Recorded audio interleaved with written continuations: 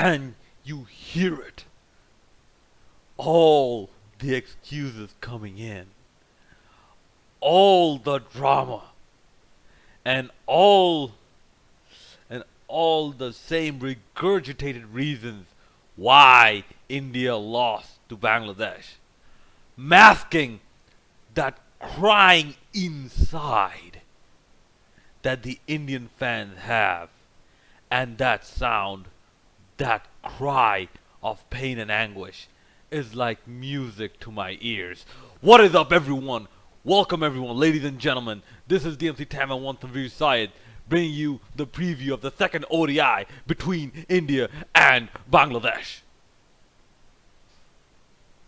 Yeah, just had a thought, so I'm a lot more energetic.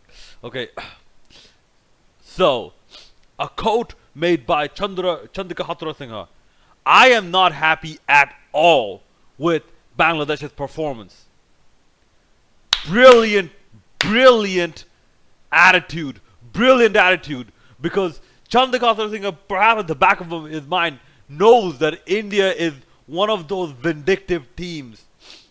One of the vindictive teams. If they lose one, they'll try their best to win another one. And the excuses are coming in, even from ESPN Cricket for writers, that our bowlers they were too complacent. This and that happened.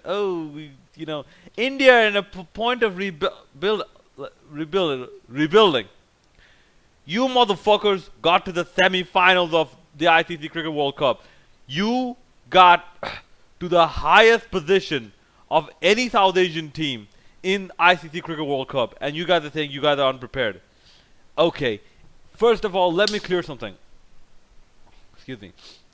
If you are under this impression that India should have won the World Cup, that is a huge misnomer and a huge mistake, because Australia put you in your place. That's basically what happened. Australia put you in your place.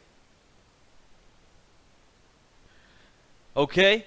It took that long.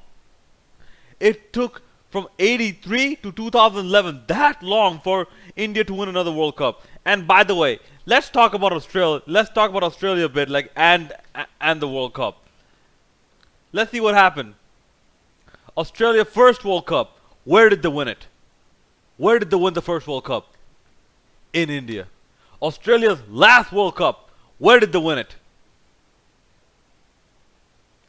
In Australia. They have won this title home and away. Okay? So for India to claim that, we should have won the World Cup, no. In Australia, no. India does not have the skill to win the World Cup in Australia. And look, you guys can keep saying you have 100 million people, or you have 1 billion people and all that. Yeah, you cannot produce one Mitchell Johnson. You cannot produce one Glenn McGraw. Has that ever hit you? You cannot produce one Shane Warne. Has that ever hit you? All this stupid ass. A country of 20 million people. 20 million people outshines your ass. I think Australia, around about 20 million people, yeah. Outshines your ass.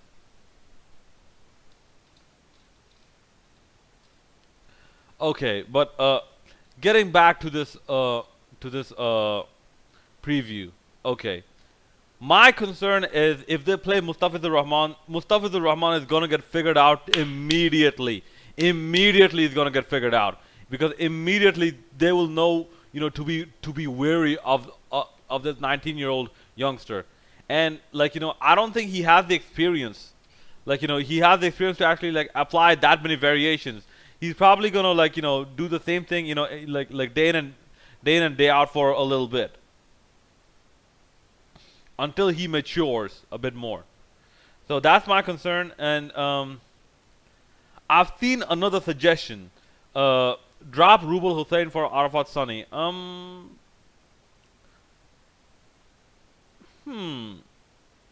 That's an interesting one.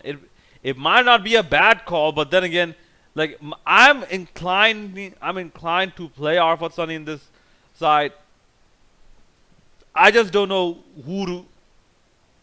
Who to remove? Possibly Liton Das. Possibly, possibly Liton Das, and but then again, that makes our bowl batting way too short, way too short. So no, no, no. Sorry, that's not a good idea. Oh yeah, that would be an interesting call, wouldn't it?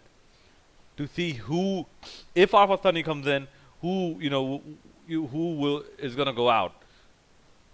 Keep in mind, all chances are the same team plays.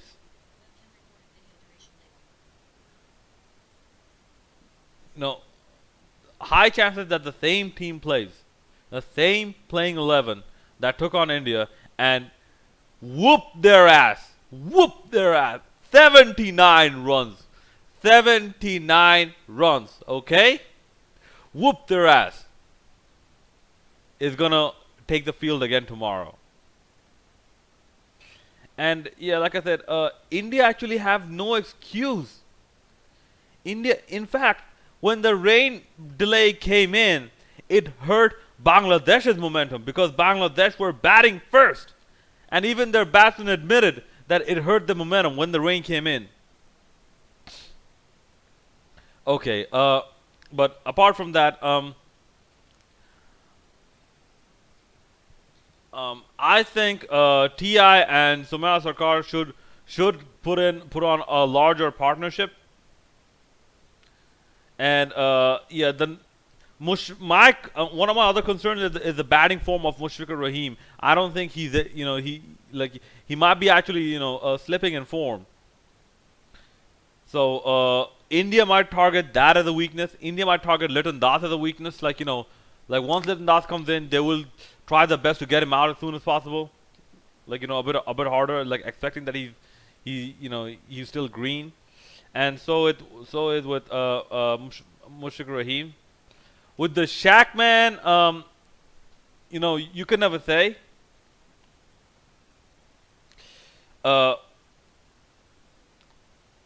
And like I said, now the Indians are going to figure out what length to bowl exactly to which batsman.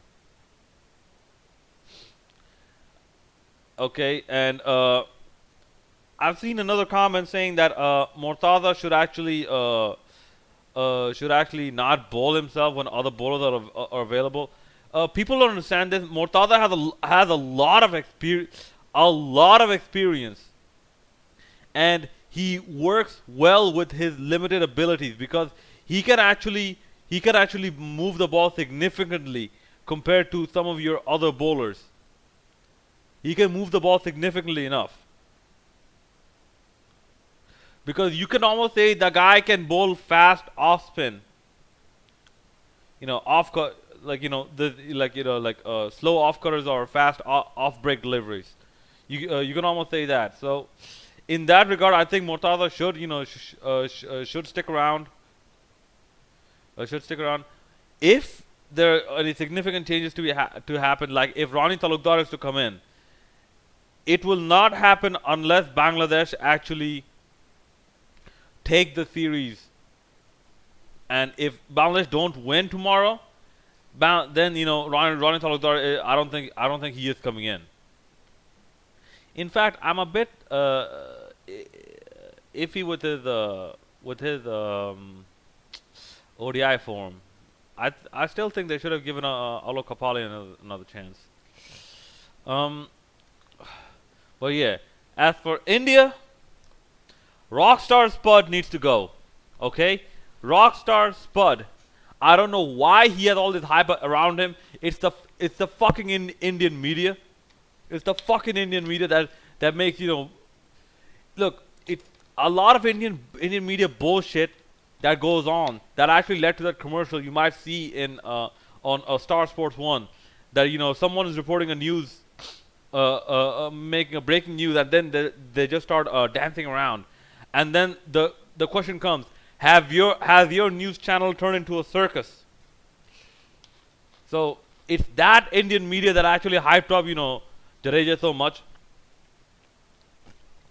Because honestly, I think Suresh Raina is a much better all-rounder than Rockstar Spud. Okay, so Keith Thrush running the team. Like if it were me, think of India to win, bring in Stuart Binney.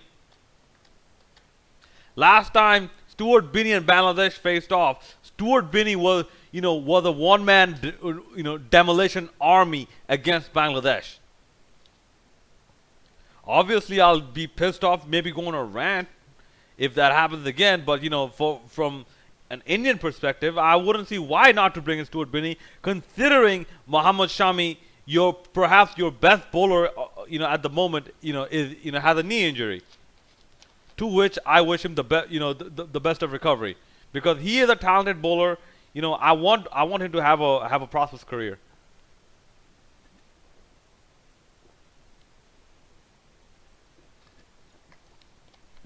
Excuse me. Okay. In terms of the batting, expect the batting to click. Like MSD might actually finally prove his critics wrong. Silence some of its critics. Okay, Virat Kohli might actually play pretty well again,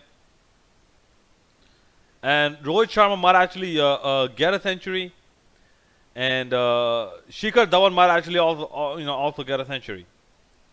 Ajinkya Rahane might also have deliver some lusty blows. Okay, so what I think should happen tomorrow? If Bangladesh win, I think Bangladesh should bowl first. But that's just me sitting here halfway across the earth, right on the east coast of United States, in the capital of of the United States. So just as a spectator, I think Bangladesh should bowl first, because if Bangladesh bat first, India will try and make sure they don't get to 300. And if they don't get to 300, Bangladesh almost have no chance at all for winning. Because like I said, this is a team that made it to the semifinals. And by the way, they don't deserve to be number 2. They deserve to be number 3, not number 2. Okay. So if Bangladesh bowl first, I believe they can plan out their batting a bit more accordingly, and Bangladesh have some decent batsmen. In fact, Tamim Iqbal said the very right thing at the press conference, at the at the time Harsha Bogle actually brought a mic to him. He said that our coach said, if you can't express yourself, it's a waste of talent. You damn right, Chandrika Singh. You damn right, Tamim Iqbal. This is the TI we wanted to see. This is the TI. Aggression with results. This is the TI. Balls against the wall TI who delivers we wanted to see. This is the Bangladesh we were waiting for a long time to actually grow from cubs to full-fledged Royal Bengal Tigers. Now the only thing left is to grow longer claws and sharper teeth to destroy the opposition with more vigor, with more violence, and with more malice. Man, I how to cut a heel promo dress like, right? But yeah, okay. Now, the weather again, monsoon season, it's gonna be very very rainy. So expect a lot of rain interruptions. Now, excuse me. Okay. Yeah, it should be done. So iftar is about 8:37, so it took some time. Right. Okay, and I've noted something interesting. The ICC rankings. Number 7 is Bangladesh. Number 6 is England. And number 7 Bangladesh are on 91 points. England number 6 are on 96 points. Now, obviously, if you've seen the match today, it was actually a pretty good performance by England and one Johnny Bairstow, uh, and like a good support given by Adil Rashid as well. Adil Rashid as well.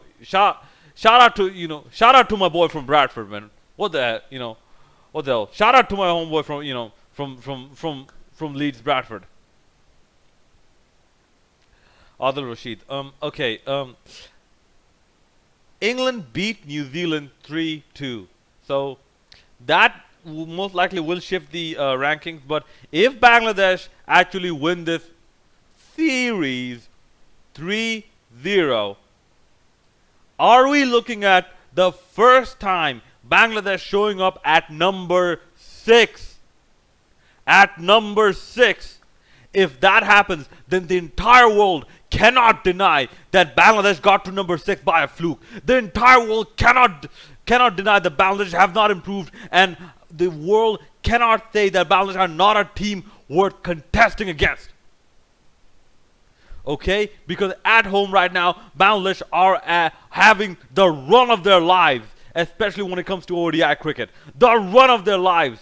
They have won every game since that every game played at home, played at home ODI match since that Zimbabwe series. Okay? So every game can't be a fluke. Anyway, no, I think it was a bit before that as well. Anyway, that's about it. I'm looking forward to your comments and suggestions. I will not be able to cover it because just got confirmed my practice exam is at 7:30 a.m. and it is a 6-hour affair. No, that is if I don't take breaks. If I take breaks, it's going to be way longer. Okay, I'm looking forward to your comments and suggestions. Sorry if I have a lisp or something. When you're uber excited, this happens to you. Some of your tongue muscles tend to and then when you drink a lot of caffeine, this happens. Some of your tongue muscles and your jaw muscles seem to tighten up a bit more than necessary, making pronunciations actually quite difficult at times. All right, I'm Tanvir Sai signing out. Looking forward to your comments and suggestions.